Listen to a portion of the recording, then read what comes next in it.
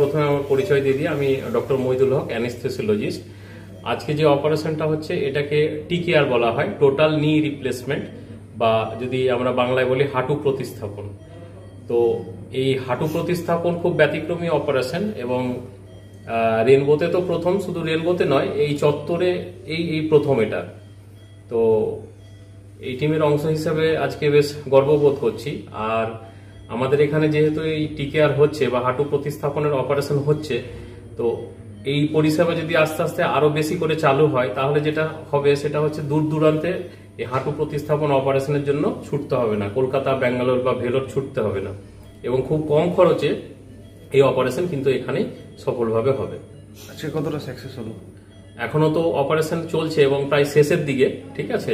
আশা করি রিকভারি ভালোই হবে, ঠিক আছে, এবং অপারেশন পরবর্তীতে সময় বোঝা যাবে যে কতটা সফল হওয়া গেছে। তবে অপারেশন যেভাবে চলছে আমরা প্রচন্ডভাবে আশাবাদী। Thank you.